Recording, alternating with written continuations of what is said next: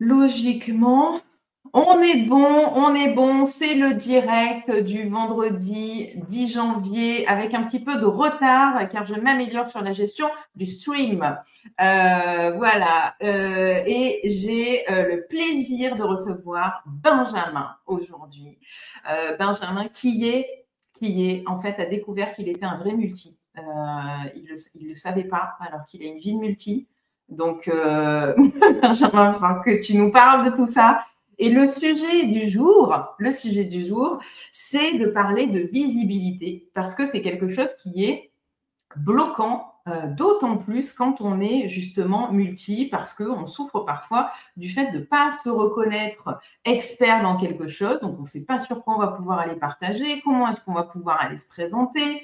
Le pitch, je t'en parle même pas, c'est un vrai bordel. Se pitcher en 30 secondes, c'est pas possible. Benjamin, c'est le roi de la visibilité.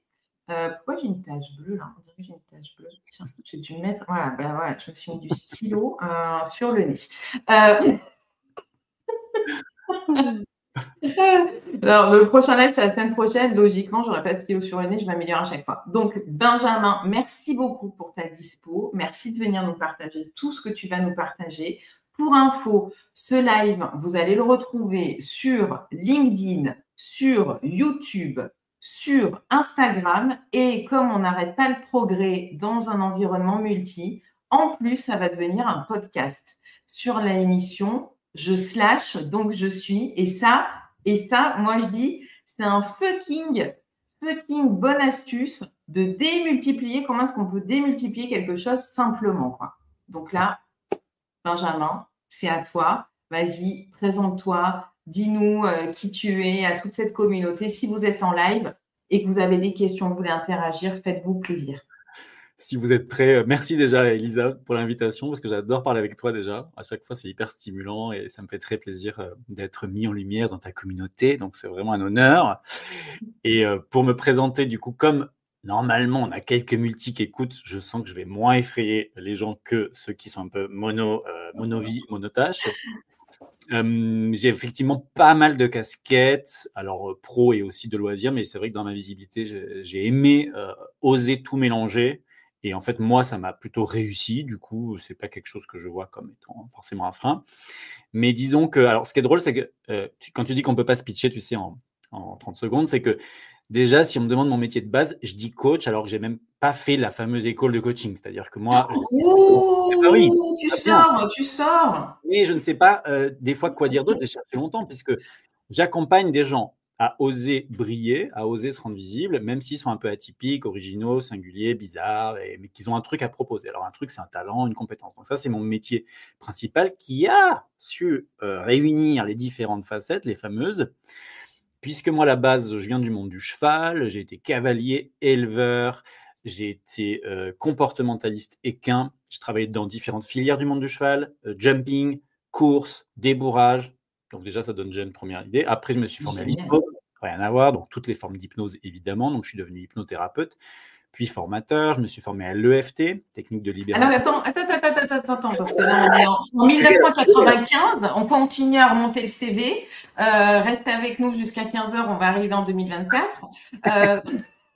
Qu'est-ce qui fait que tu étais donc dans ce milieu-là, le milieu équestre, et tu as eu envie de t'intéresser? Qu'est-ce qui fait que tu t'es intéressé à l'hypnose? La boucle mentale, c'est moi, j'ai adoré faire la gestion du stress des chevaux, c'est-à-dire que j'aidais les chevaux qui avaient peur de monter dans le camion ou qu'on leur mette une selle sur le dos ou de traverser une flaque d'eau à le faire. C'était mon job. J'étais vraiment identifié là-dessus.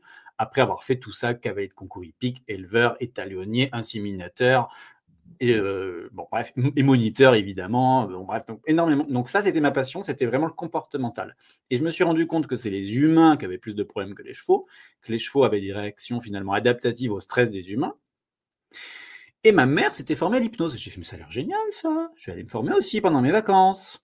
Et parallèlement, j'ai commencé à avoir mal au dos et j'ai commencé aussi à en avoir marre de la filière équestre et de ses valeurs et tout ça. Pas des chevaux, mais de la filière.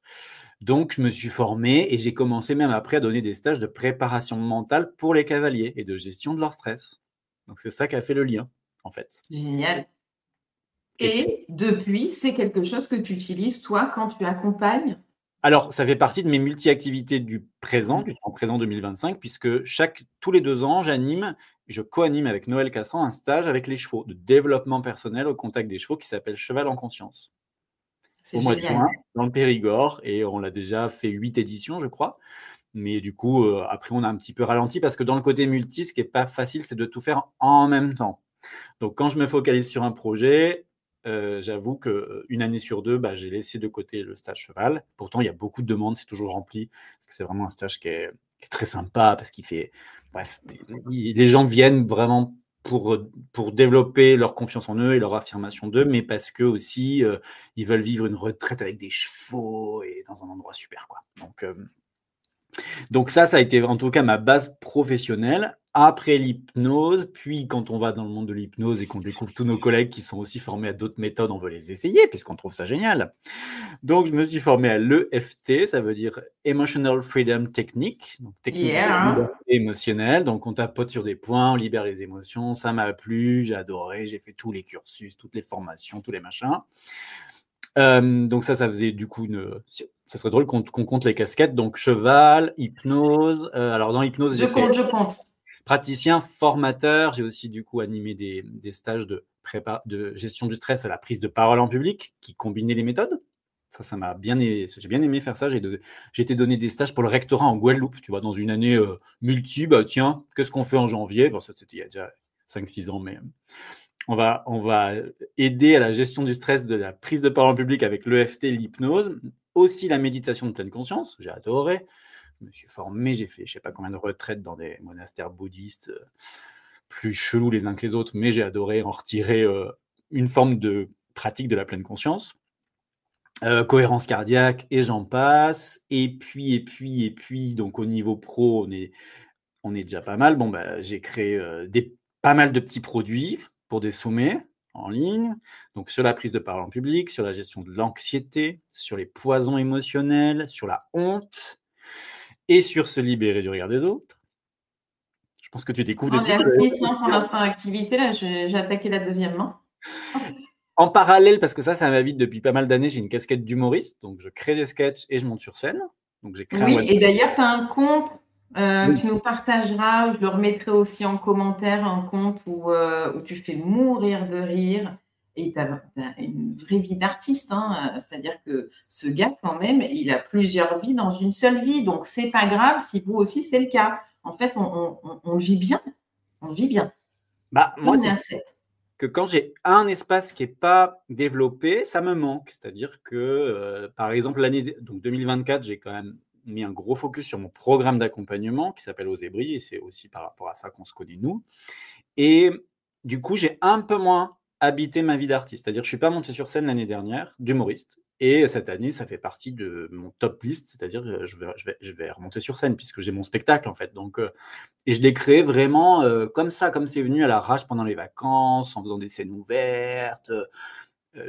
J'ai pas eu un cursus, genre j'ai pas fait 2 ans dans une école de one-man show à apprendre l'écriture, à apprendre l'interprétation. Je tout fait tout seul, je m'habille tout seul, je me mets en scène tout seul. Le texte, il est à moitié improvisé, j'ai surtout une trame, et puis je le réinvente un peu à chaque fois. Et donc c'est Ginette, du coup, qui est une chamane quantique et qui, bien sûr, est formée à toutes les techniques de guérison les plus profondes et qui fait une soirée de rituel des guérisons parce qu'en fait, je parodie ce que je connais, ce que j'ai beaucoup connu. Il faut y aller, ça se passe où? Normalement, la prochaine date, elle n'est pas calée, mais ça risque d'être à Thonon-les-Bains, puisque j'ai une proposition pour une salle sympa à Thonon-les-Bains. Donc, il suffit juste que j'arrive à caler la date, que je la bloque et qu'on lance la billetterie. Voilà. Ok. Tu passes pas par Cannes ou Montpellier par hasard?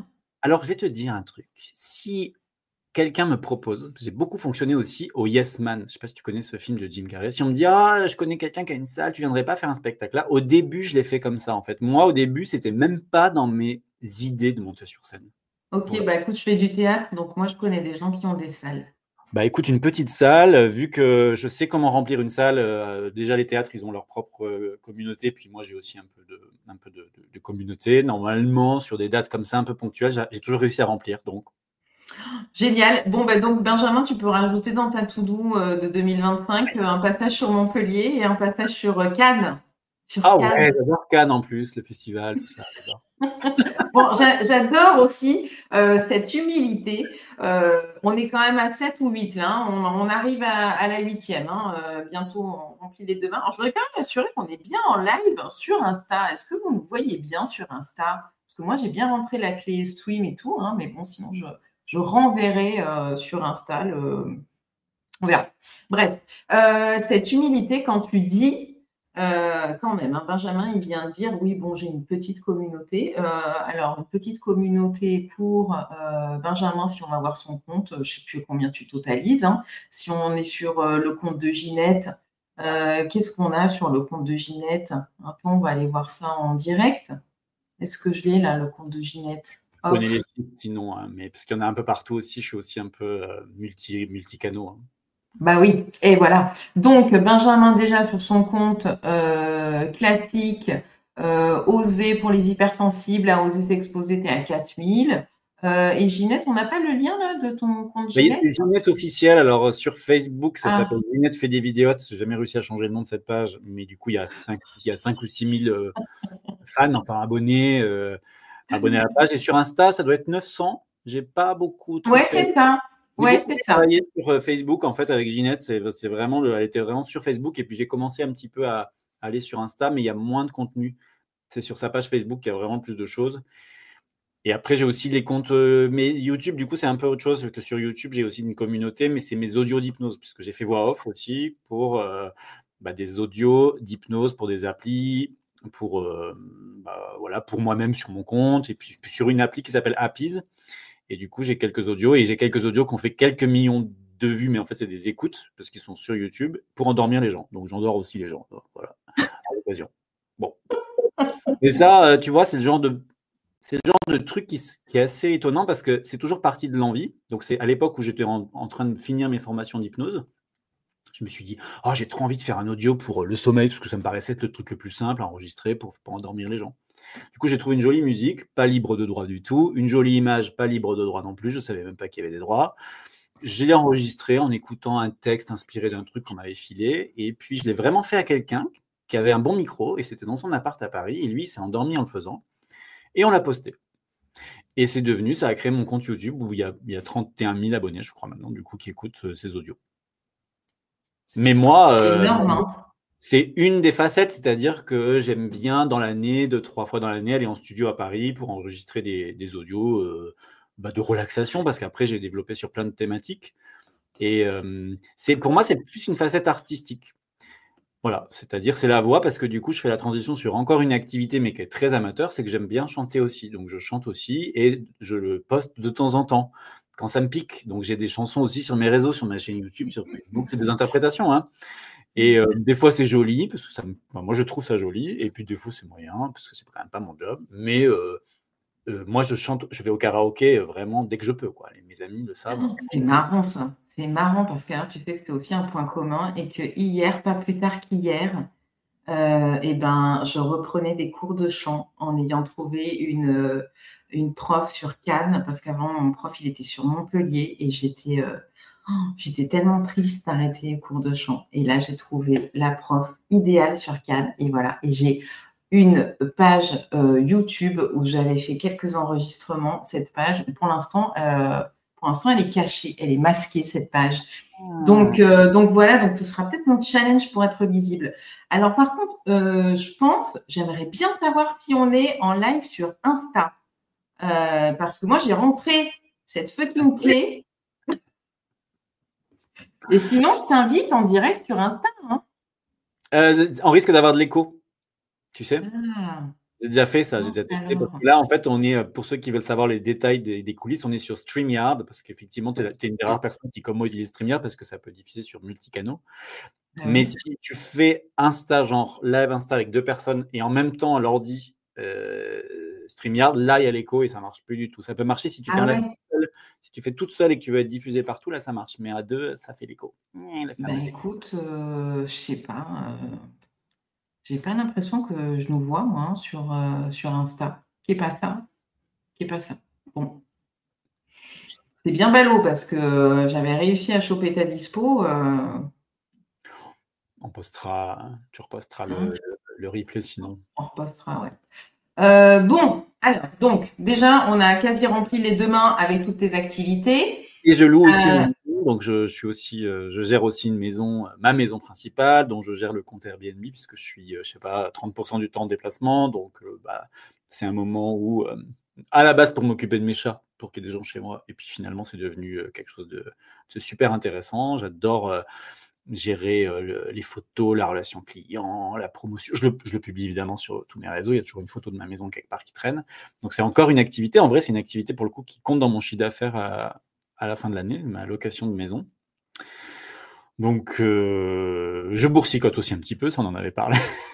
Bon, ça vraiment, je Alors non, on ne dit pas je boursicote. Ah pardon. On ne réduit pas son rôle d'investisseur en bourse, s'il te plaît.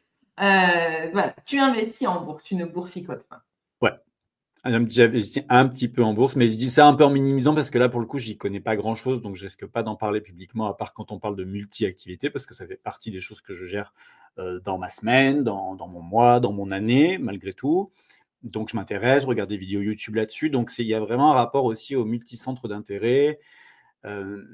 Et enfin, je pense qu'on se comprend, mais c'est vrai que moi, c'est ce qui me rend vivant. Mais j'ai multi aussi culture, puisque mon compagnon est allemand, donc je passe une période de ma vie en Allemagne. Du coup, je suis quand même beaucoup aussi dans d'autres univers. Donc, tu vois, en lien avec le côté multipotentiel, c'est que du coup, j'améliore mon allemand, parce que je le parlais déjà un peu, mais tu vois, il y a un côté aussi multilangage. Je parle anglais beaucoup avec les gens là-bas aussi, quand l'allemand, ça marche pas, parce que c'est pas ma deuxième langue, c'est ma troisième langue plutôt, on va dire. Donc voilà, tu vois, c'est varié. C'est génial. Et je te remercie aussi de parler, parce que ça, on n'en parle pas beaucoup, moi je trouve, justement de tout ce champ du multiprenariat, où en fait on est beaucoup plus nombreux que ce qu'on pense, à avoir plusieurs activités, et où on va mettre en avant, en général, sur les réseaux, etc., un chiffre d'affaires qui n'arrive, enfin on va globaliser en fait un chiffre d'affaires, et en faisant croire aussi aux gens que c'est d'un unique canal, alors qu'on est multipreneur, quand on est multipreneur, et je te remercie vraiment d'en parler, parce que moi, c'est quelque chose qui me tient à cœur depuis très longtemps, d'expliquer ce qui arrive de mes différents canaux, et quand je parle d'un chiffre d'affaires, je mets en fait toutes mes activités à l'intérieur. Voilà. Par contre, évidemment, quand tu as envie d'aller analyser, travailler ou d'être focus sur une de ces activités, tu vas forcément aller faire un zoom sur l'activité concernée, le chiffre concerné. Mais dans notre vision, en fait, de CA, de bénéfices, pour moi, j'y mets la totalité, quoi. Et de mes charges, c'est la même chose, hein. Moi, j'adore les tableaux où j'ai toutes mes activités dedans, où je vois toutes les dépenses à un endroit, tous les investissements. Je me dis, tiens, cette année, sur quoi je vais pouvoir jouer, en quoi je vais pouvoir être encore plus efficace, qu'est-ce que je vais pouvoir améliorer. Voilà, donc ça, c'est top. Bon, on a aussi en point commun quand même la partie immobilière. Et puis, le fait que nous investissions en bourse, hein, c'est bien comme ça qu'on dit, on investit en bourse. Et voilà. Et toi, ta maison, elle est dans un endroit que j'adore en France, c'est à Sarlat, c'est juste un bijou. Si vous ne connaissez pas Sarlat, allez louer la maison Benjamin parce qu'elle est en plus magnifique, sa maison. Mais vraiment magnifique. C'est vrai. C'était un coup de foudre quand je l'ai vue, avant même de la voir, c'est-à-dire dans le chemin qui m'a amené dans cette maison, c'est vraiment au milieu de la forêt. Donc c'était un chemin un peu féerique avec des lumières incroyables. Et puis je suis arrivé c'est la petite chaumière des contes de fées. Et j'adore faire des photos, évidemment. Enfin, évidemment, parce que du coup, c'est aussi artistique, mais faire des photos de ma maison, quand il y a des lumières, des vues et tout, les poster, améliorer la page Airbnb, améliorer les poster sur Facebook. Et c'est beau. Et je pense que c'est un des points communs de tout pour moi. Tu vois, j'ai essayé vraiment, des fois, de me poser la question de tous les points communs de toutes les choses. C'est que j'aime quand il y a du beau. Alors, avec mes clients, ça va être les qualités de la relation, les voir dépasser leurs peurs, ça m'anime, je trouve ça beau. Avec les chevaux, il y a aussi, et le lieu et tout, il y a aussi un rapport à la beauté de la relation, mais la beauté aussi de l'animal. La maison, j'adore, je trouve sublime, c'est un lieu de vie et tout, c'est très, très ressourçant. L'humour, alors pour le coup, le rire aussi, pour moi, c'est un truc. Et qui vient, voilà, c'est une vie.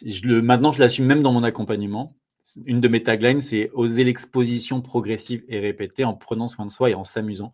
Et c'est vrai que on s'amuse pas mal. Je leur fais faire toujours des petits challenges un peu surprenants, de sortie de zone de confort. Et en fait, c'est ces ingrédients-là, derrière ces stratégies qu'on va dire j'ai choisies dans ma vie pour l'habiter, qui viennent driver en fait. C'est vraiment le beau, le drôle, le stimulant, avec le nouveau. Je suis comme ça. On le choisit pas, hein, mais on est comme ça. Je suis comme ça. Mais c'est ça, on est comme ça. Et c'est chouette que tu fasses ce lien. Parce que parfois, moi, j'en rencontre qui me disent, ah oui, mais en fait, je suis intéressée par ci, je suis intéressée par ça, mais je vois vraiment pas le rapport. C'est quoi le lien? Et c'est intéressant ta remarque parce que moi, je me suis posé aussi cette question il y a longtemps en me disant, mais c'est quoi ton truc avec l'immobilier en fait? C'est quoi cette passion-là ou ce plaisir même parfois que je peux avoir de bricoler? Moi, j'ai besoin parfois de bricoler, j'ai besoin de faire des choses très manuelles et de revenir sur des trucs très concrets. Et c'est marrant parce que j'en suis arrivée en fait quasi à la même conclusion, c'est-à-dire moi, je veux que les gens se sentent bien. Et en fait, je cherche à ce qu'ils se sentent bien dans les espaces que j'ai réaménagés, dans lesquels j'ai vécu, c'est-à-dire que j'ai eu besoin d'y vivre avant pour que moi je m'y sente bien et qu'ils puissent être accueillis comme aussi bien que moi je puis m'y sentir. Et c'est en même temps la chose que je vais rechercher qui va m'animer quand je vais accompagner des multis ou quand je vais accompagner des CEO ou des managers. Moi, je veux que les gens ils se sentent bien. Donc voilà. Donc les liens, parfois, on va se compliquer la vie et revenir à des choses en fait très basiques, très simples sur notre nature et sur ce qui nous touche vraiment profondément. Ça peut nous aider très simplement à se dire, voilà, en fait, le lien, il est là. Et effectivement, j'ai en fait différentes cibles clients. J'ai des voyageurs, j'ai toi, tu as des entrepreneurs, et à la base, on ne voit pas trop le rapport, quoi. En fait, c'est parce que le lien, il se fait à un autre niveau. Ouais. Et tu vois, j'ai pris une vraie leçon sur ce sujet, sur les liens, l'année dernière, c'était peut-être l'année d'avant, parce que moi, j'avais une idée que ma casquette d'humoriste, quand même, le personnage est quand même très spécial, il est un peu travesti, c'est Ginette, c'est quelque chose. Ça n'a rien à voir avec l'image sérieuse d'un thérapeute, d'un formateur, d'un hypno et tout ça. Donc, il y avait un petit côté de moi j'avais 2 pages séparées, puis si dans une formation d'hypnose, quelqu'un me connaissait via les sketchs, ça a pu me rendre mal à l'aise presque. Jusqu'à ce que j'ouvre mon propre programme, vraiment, et qu'une personne sur 2, à chaque fois je leur demande comment vous m'avez découvert, me disent via Ginette, de toute façon. Et ça devient mes clients qui sont eux-mêmes des thérapeutes ou des artistes, ou les deux, et qui veulent oser se rendre visibles. Et en fait, ils sont inspirés par quelque part cette audace et cette liberté un peu d'enfant intérieur que j'ai non seulement de le faire, mais aussi de le faire voir. Et au début, j'étais ah bon. Et je me suis dit, en fait, et il y a un coach de l'accompagnement dans lequel j'étais qui m'avait dit, mais tout le monde cherche cette espèce de différenciation et toi, tu l'as. Alors que moi, je cherchais presque, pas vraiment à le cacher, mais en tout cas, c'était quand même 2 univers distincts. Il y avait mon défouloir avec les gens qui veulent se marrer, et puis il y avait le monde de la thérapie, des émotions, Et je suis content que ces univers aient pu se réunir avec l'offre que j'ai créée aujourd'hui. Mais surtout, je me rends compte que c'est parce qu'il y a ça, en fait. Donc, en fait, je dis pas qu'il faut faire ça, par exemple, pour des gens qui n'ont pas ça, mais par contre, si on l'a, de l'assumer. Parce que pareil, les chansons, pour le coup, ok, l'humour, j'en ai vraiment fait un spectacle et j'ai vraiment énormément de vidéos. Autant les chansons, c'est un peu secondaire, mais quand même, en vrai, quand j'ai fait des chansons qui venaient toucher des gens, en fait, c'est des moments où on crée des émotions, on crée du lien, et puis ça ouvre un espace. Ah, c'est possible.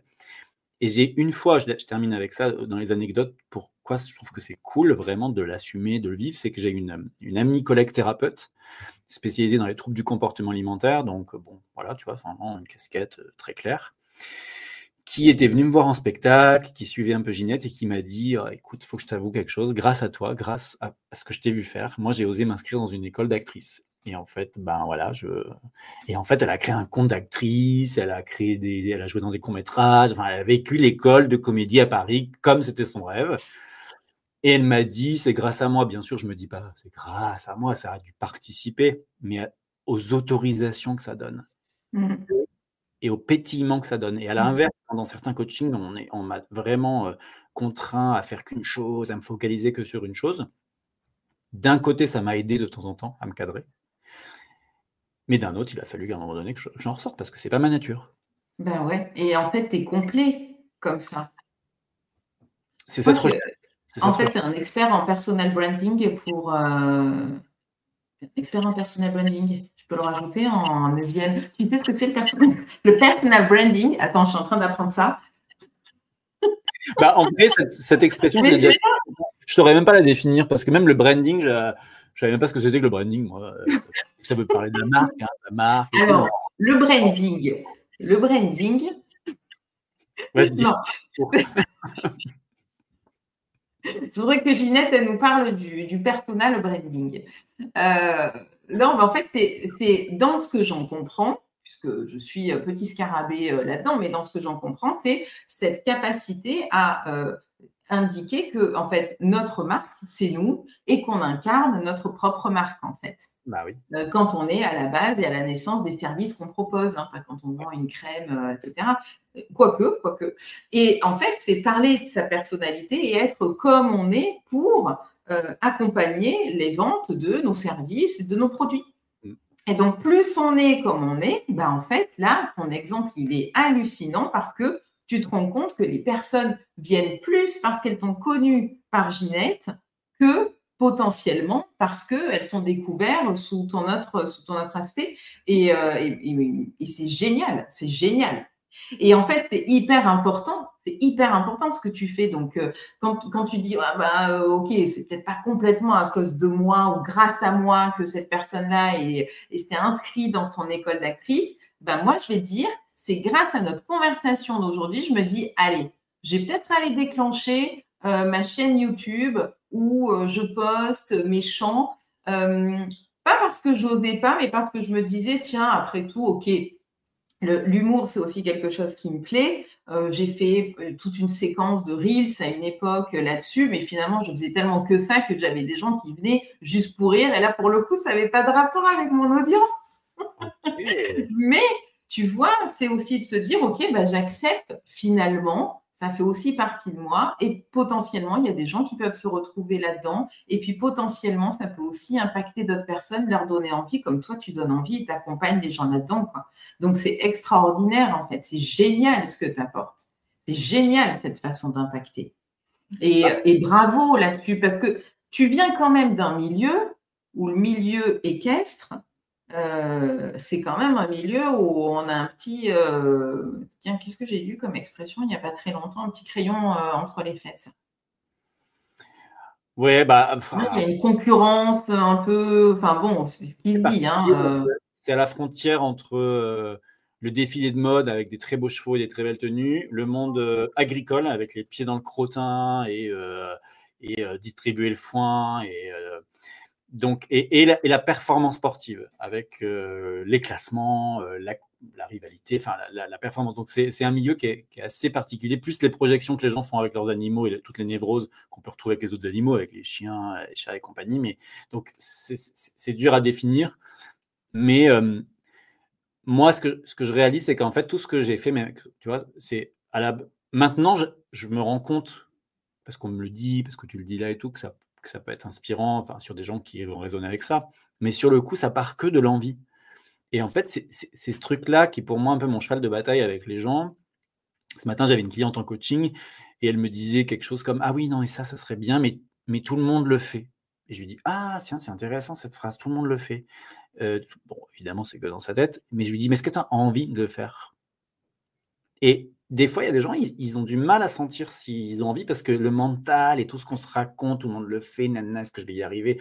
Tout un tas de pièges dans lesquels on tombe nous coupe cet élan. Et je vais même te dire, tu vois, sur l'humour, moi, j'y suis allé vraiment que parce que ça me faisait rire moi d'abord et parce que ça m'amusait. Et donc, c'est l'envie de jouer. Après, de le filmer parce que j'aime bien et j'ai toujours aimé poster, mais alors mon Facebook, c'est vraiment un fourre-tout à tout ce que j'ai pu faire de toute ma vie, donc il n'y a aucune cohérence. Allons voir ton Facebook. Quand j'étais végétarien, je postais que des trucs là-dessus. Après mes voyages, parce que j'ai voyagé dans vraiment 4 coins du monde, bien sûr, du coup. Enfin, c'est après mon Facebook plus récemment, il est quand même sur mes activités plus récentes, mais bon.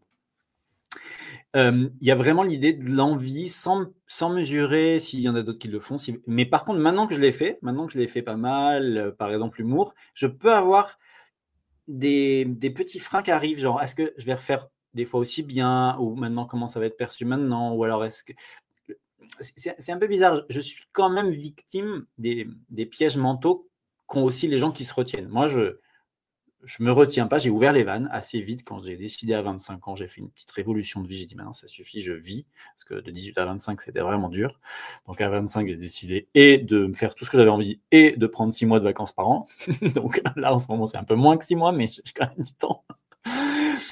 Et malgré tout, des fois, je suis rattrapé par des oh là là, et nanana, et tu te rends compte. Et bon. Mais j'arrive à couper ça quand même assez vite pour le mener à bien, parce que sinon, il y a quelque chose qui s'éteint dedans. Et c'est ça, par contre, c'est pas du tout mon désir, mon besoin.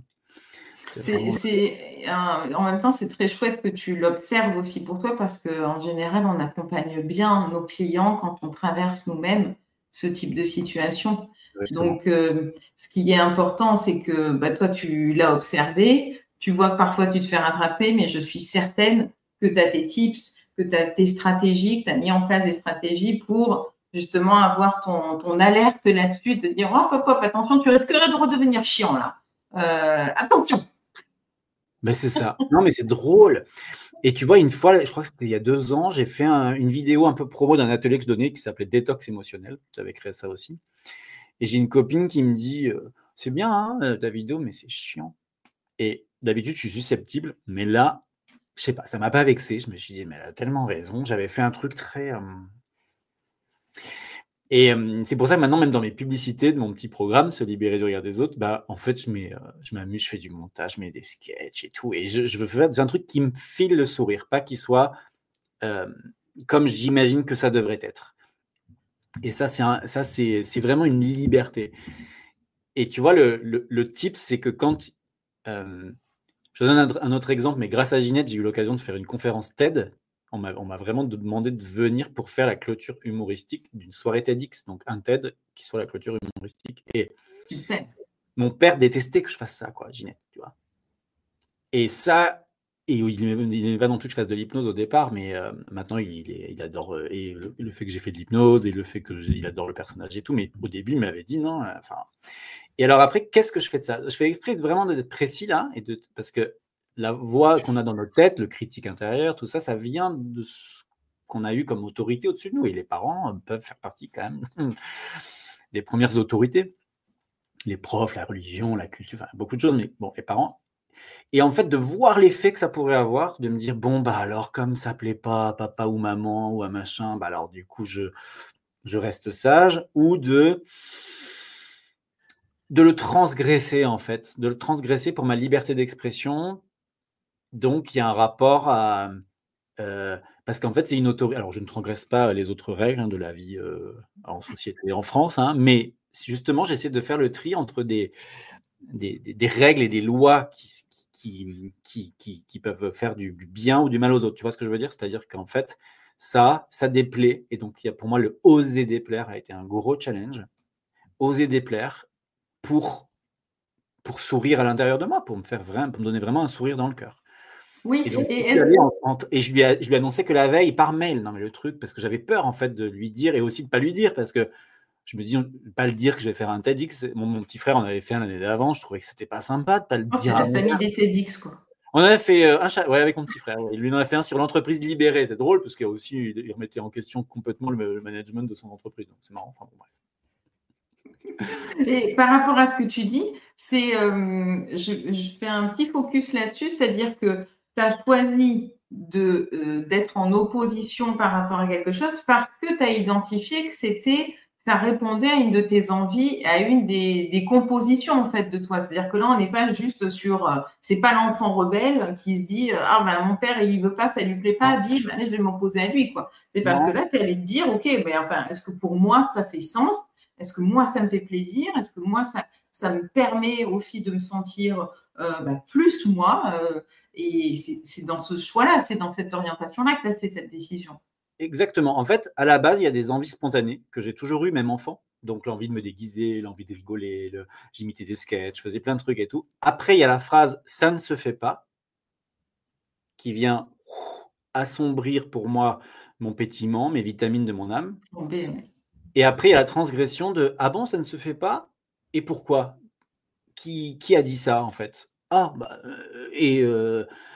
et du coup, vraiment, venir voir si et remettre le pouvoir, donc ce que j'appelle un peu la référence interne, puisque à la base, je suis très influençable, pas du tout provocateur, comme enfant, comme ado, plutôt bon garçon, gentil, bon travailleur à l'école et tout. Mais par contre, d'oser à un moment donné déplaire, décevoir, aller à contre-courant. Et donc, dans tu sais, dans le fameux injonction qu'on peut avoir dans l'entrepreneuriat, il faut faire qu'une chose et de faire bien et tout, ce que je comprends complètement, ça correspond à des gens et c'est super et ça se prouve et ça donne plein de résultats.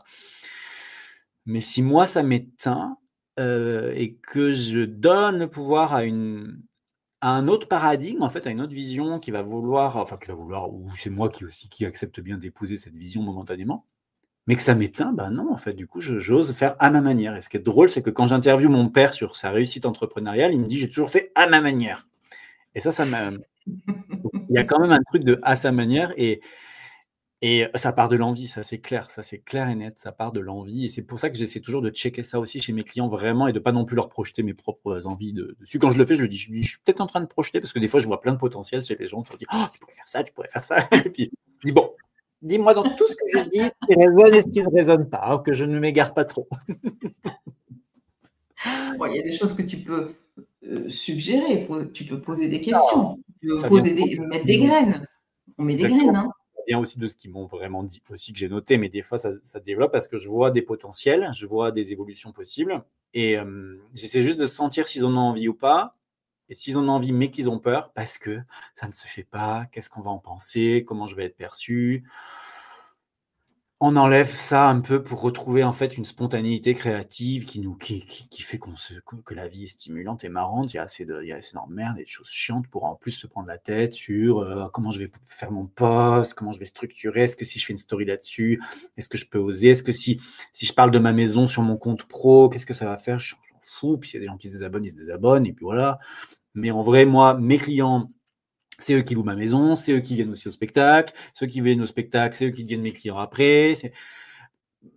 Et pas tout le monde non plus. Il y en a, et j'en ai fait une publicité parce qu'un jour, tiens, cette anecdote, elle est marrante, je reçois vraiment un message vocal, je pense que j'essaie de la retrouver pour la poster, il y a des années, d'une fille qui me laisse un message qui me dit, que je ne connaissais pas, que vraiment, elle ne s'y retrouve pas sur mon compte. Elle s'est abonnée sur moi, sur l'hypnose, et là, vraiment, elle se perd. En plus, le personnage Ginette, ça ne l'amuse pas du tout. Du tout. Elle est surprise que je rencontre un public, mais elle est contente pour moi. Et elle me dit, je me demande comment c'est perçu sur le message vocal. Ça m'avait vexé. C'est l'objet du message. Bien sûr. Et je l'ai retrouvé et j'en ai fait une vidéo. J'en ai fait une vidéo, celle-là, qui a bien tourné. Alors, bon, on n'entend que la voix de cette personne. Je ne sais même pas qui c'est, en fait, parce que je ne la connaissais pas. Je ne l'avais ni croisée avant, ni après. Donc, moi, je ne peux même pas l'identifier, donc je me dis, heureusement, j'espère qu'elle ne pourra pas être identifiée par d'autres. Mais en tout cas, je m'en suis servi. J'en ai fait une vidéo. Et je trouve qu'elle incarnait tellement la voix du rabat-joie. Tu vois cette expression, rabat-joie? Te rabat ton sourire, quoi. Bah, merde. Et après, on a échangé avec cette fille et elle a fini par m'envoyer une photo d'elle en pleurs en me disant qu'en fait, elle se rendait compte qu'elle projetait ses propres interdictions et qu'elle avait aussi plein de choses à exprimer et qu'elle n'osait pas. Et je pense que ça a créé le terreau de ce que je fais aujourd'hui, tu vois, dans mon activité principale, on va dire. J'ai quand même une activité principale. Bon, est-ce qu'elle a osé? Elle t'a rejoint? Je te dis, je ne sais même pas qui c'est. Ah, tu peux pas savoir.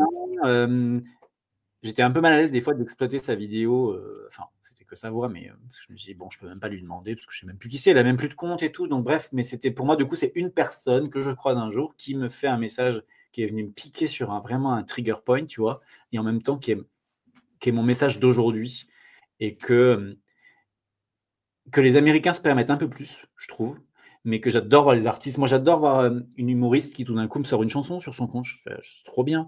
Et vice-versa. Des chanteurs qui tout d'un coup se mettent à jouer la comédie ou des mannequins qui deviennent acteurs, actrices. Enfin, ça, c'est le monde vraiment, on va dire, média. Mais il y en a tellement de choses à proposer. Après, c'est pas toujours non plus de le faire professionnellement, mais tu vois, enfin, nous, Bien sûr. c'est sympa dans sa journée de gérer un petit peu sa location de sa maison, ses clients de là. Moi, dans mes offres, j'en ai que 2, je me suis retenu parce que donc, tout ce que j'ai fait, c'est des trucs qui ont été faits, mais qui ne sont pas actifs aujourd'hui. Aujourd'hui, j'en ai 2. Déjà, je suis un rebelle des premiers coachings que j'ai eus. On me disait, on fait qu'une heure au début. Que j'ai adoré, attention, j'ai adoré ces coachings qui m'ont cadré un petit peu aussi parce que des fois, le risque, bien sûr. On a besoin de ça. Il y a ce besoin-là quand même. Ça nous fait du bien. Et je crois que ce qui est bien, c'est quand on va le chercher, en fait, quand on a conscientisé qu'on en avait besoin. Parce que c'est là où on va aller chercher ce dont on a exactement besoin. C'est-à-dire qu'on n'a pas forcément besoin du rabat-joie qui va rester utiliser toujours le même disque, etc. Par contre, on sait que de temps en temps, on a besoin d'aller le voir et juste pour qu'il nous rappelle, recadre-toi un peu, quoi. Remets du cadre. Là, tu es en train de sortir un petit peu de ton cadre. C'est ça. Mais quand on reste en maîtrise de ça. C'est ça. Et aussi quand ça ne vient pas fagoter d'autres choses. C'est-à-dire que si on fait, entre guillemets, trop de choses au même moment, par exemple, moi, je ne vais pas mettre dans un même mois un spectacle et un lancement parce que je sens que je ne vais pas pouvoir le gérer. Je suis sûr qu'il y en a qui arriveront en plus. C'est-à-dire que je ne veux pas projeter mon fonctionnement non plus sur les autres. Mais malgré tout, dans ce côté multi, il y a mettre son énergie et rentrer dans une dynamique. Si je rentre en lancement, je suis en dynamique lancement. Après, quand je livre mon programme, je ne suis plus en période où je suis en com. Donc, je suis vraiment avec mes clients, tout ça. Si je passe en mode humour, souvent, je l'ai fait l'été. Souvent, je l'ai fait en août, en fait. Mes spectacles, je les ai souvent joués en août parce que j'avais la salle, tout était fluide aussi, mais j'étais que là-dedans. Et pourtant, c'est pas beaucoup de préparation et c'est juste une soirée, enfin, c'est 2 heures. Oui, mais bon, ça te demande quand même une certaine énergie. J'imagine qu'après ton spectacle, tu as quand même une retombée aussi de toute l'effervescence, etc. Donc, tu mets quelques. Voilà. Exactement. Pour pouvoir jouer, tu mets un petit peu de temps quand même à revenir. Et ce que tu dis, c'est tout à fait logique aussi. Effectivement, chacun va aller charger son rythme. Mais moi, si je prends l'exemple, par exemple, je sais que pendant l'été, j'ai une période qui est intense en termes de gestion locative. C'est vraiment là où l'activité elle est haute, où je risque d'être sollicitée, même si j'ai délégué une partie de cette gestion-là. Je sais que j'ai besoin d'être un peu tranquille et d'avoir des espaces, du temps pour ça. Et donc, il y a d'autres offres, effectivement, ou d'autres services qui vont, eux, être diminués en termes de rendez-vous. Je vais faire plus de place. Mais je comprends ce que tu dis. Le petit piège, en fait, de vouloir faire en même temps. Oui, c'est ça. Mais je pense si tu es OK et que cette fois-ci, on passe en même temps sur tous les lives et sur toutes les plateformes, si ça t'intéresse de revenir en parler, justement, de cette organisation, de cette productivité aussi, et toi, de tes astuces, comment est-ce que toi, tu fonctionnes, ce serait super.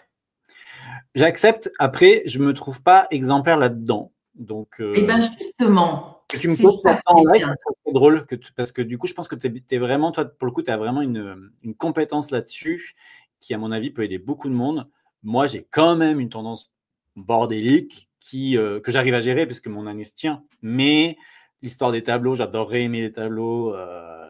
Jusqu'à maintenant, j'arrive pas à gérer les tableaux.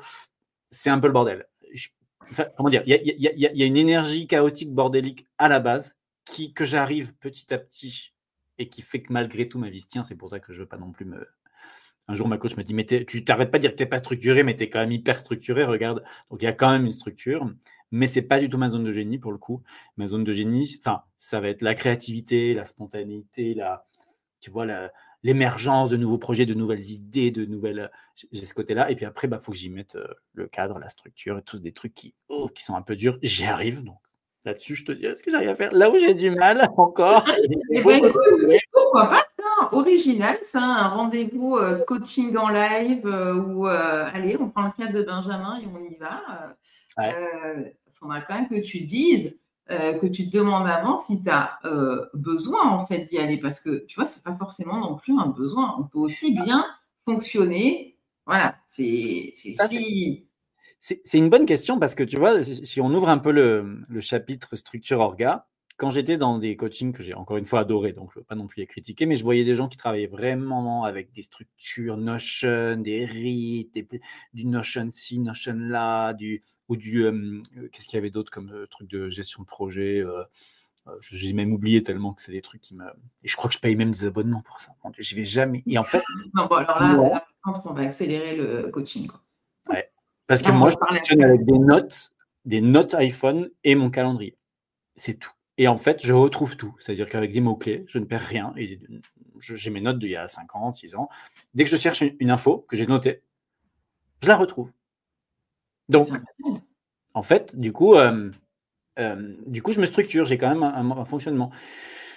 Mais les tableaux, j'ai quand même un truc à faire, à mon avis, avec les tableaux. Hein, globalement, bon, je ne suis pas sûre que ce soit l'interview ou l'échange le plus passionnant de la Terre, mais on le tentera quand même. On peut quand même se faire un coaching tableau. Non, ben, pourquoi pas? Moi, je prends en tous les cas, je suis open si tu as envie de vivre l'expérience en live. Bah, en vrai, c'est un gros sujet parce que comment on fait cohabiter finalement ces différentes parts de nous et ce potentiel multi-passion sans que ça soit le bordel, en fait, pour soi et pour nos clients. Donc moi, c'est hors de question, effectivement, la maison, que tout d'un coup, parce que je sais pas quoi, je la loue et qu'ils arrivent et que ce soit le bordel, tu vois, c'est pas possible. Donc ça me cadre, parce que moi, à la base, tout seul, je peux rester un peu dans le bordel, mais parce qu'elle est louée, parce que j'ai des équipes aussi, je délègue, Oui. parce que du coup, je m'astreins. Enfin, je m'auto-piège aussi dans des systèmes qui m'amènent de la structure, parce que du coup, après, avec avec aussi les clients et tout, c'est clair que la fiabilité, la régularité, tout ça, c'est vraiment, pour moi, là, pour le coup, là, je suis au taquet. Mais faut gérer cette nébuleuse, des fois d'idées, d'envies qui bougent, qui vont là, et toutes les casquettes dont on a parlé tout à l'heure. Bah, on en reparle avec grand plaisir, Benjamin. On va arriver bientôt à la fin quand même. Il y a un moment, il va falloir que je te libère parce que moi, je pourrais passer la journée encore avec toi à papoter sur tous ces sujets. On a quand même ouvert 4 fenêtres différentes dans cette interview. C'est normal, c'est comme ça aussi qu'on fonctionne. En attendant, je trouve qu'on est quand même bien, on reste cohérent. Tu sais, il y a un truc, moi, qui me fait rire à chaque fois, c'est que régulièrement, quand même, je demande aux gens si c'est OK pour vous, vous m'avez suivi, tu vois, je dis quelque chose, je commence à partir. Et moi, j'ai l'impression, de mon point de vue, je suis partie en arborescence dans plein de choses et qu'en fait, j'ai perdu les gens. Et ben, je ne sais pas si toi, ça t'arrive, mais moi, 99% du temps, ah ouais, c'est hyper clair. Et ben, C'est je pense très que marrant. c'est ce talent et effectivement, c'est aussi parler aux gens qui peuvent avoir des systèmes un petit peu pareils et en gardant quand même un axe. C'est-à-dire que malgré tout, là, par exemple, il y a vraiment un thème, il y a multi-passionné visibilité, du coup, on a parlé de ça au final, et avec tout ce que ça engendre, et même si on ouvre une fenêtre, on revient sur l'axe principal. Et je t'ai pas dit, je fais aussi du jardinage, et bien sûr, je fais mes tomates et mes pommes de terre et tout. Oh, Et du coup, j'adore! si j'ouvre une fenêtre là-dessus, je garde en tête que c'est une fenêtre sur un sujet global. Et que je ne vais pas te raconter comment je gère le mildiou avec mes tomates. Tu vois. Là, après, là, on se perd si on raconte les détails et tout. Mais c'est rigolo, oui. Et puis les fleurs, et puis les bougainvilliers. Et d'ailleurs, tu sais, c'est marrant parce que ça me fait penser, regarde, j'ouvre une autre petite parenthèse, mais c'est une technique en théâtre, ça. En stand-up, c'est une technique. Et même maintenant que j'en parle avec toi, c'est une technique en copywriting. Tu sais, tu rédiges un mail, hop, tu ouvres une petite brèche, puis finalement tu reviens sur quelque chose. C'est une vraie technique. Non, mais en fait, on est super innovant, quoi. Non, mais on est précurseur dans un truc. Mais c'est ça. Je me disais, il y a un truc, c'est là. On y est. Bon, Benjamin, écoute, on va arriver à la fin de cette interview. Merci, c'était un vrai plaisir. Moi, ça me met la banane après. Pendant au moins les 2 heures qui suivent, j'ai la banane. Et merci pour ton énergie, ton humour, tous tes exemples, toutes tes histoires qui montrent à quel point on peut aussi se bloquer simplement. En fait, parfois, c'est simple et ça nous semble tellement compliqué de pouvoir sortir de ces cadres.